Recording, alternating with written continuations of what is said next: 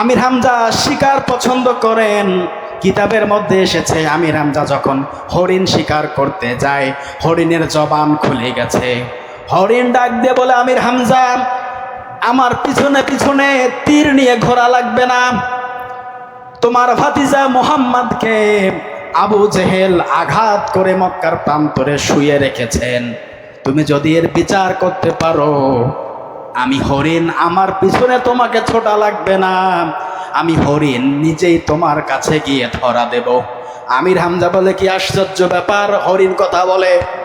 বাড়িতে এসে স্ত্রীকে ডাক দিয়ে বলছে, কি ব্যাপার?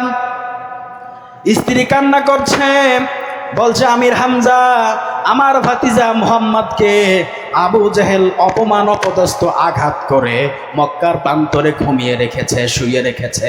আপনি যদি এটার বিচার না করেন, আমি কিন্তু থাকবো না।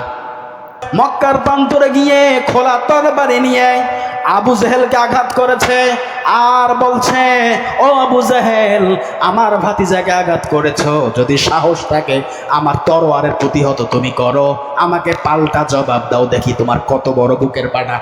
আমির হামজা এসে বলে, ভাতিজা, আবু জেহেল তোমাকে আঘাত করেছে, আমিও তাকে পাল্টা আঘাত তাকে করেছি, তুমি কি খুশি হয়েছো?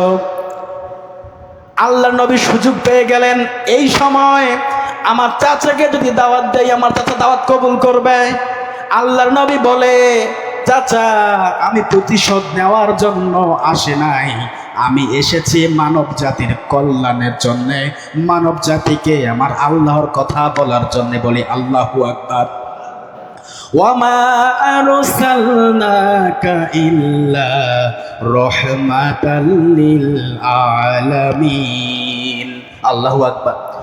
সূরা আম্বিয়া 17 নম্বর পারা 21 নম্বর সূরা 7 নম্বর উপরে 107 নম্বর আয়াত। রাসূল বলে, চাচা, আল্লাহ পাক আমাকে কাউকে প্রতিশোধ নেওয়ার জন্য পাঠায় নাই, আমি এসেছি মানব জাতির জন্য রহমত হয়ে। চাচা, আমি খুশি হব তখন আপনি আমার সাথে সাথে কালিমাটা একবার পাঠ করেন। চাচা আল্লাহ রসুলের সঙ্গে সঙ্গে সঙ্গে ওই সময় কালিমা পড়ে ইসলাম ধর্ম গ্রহণ করেছেন। বলি সুবহানাল্লাহ।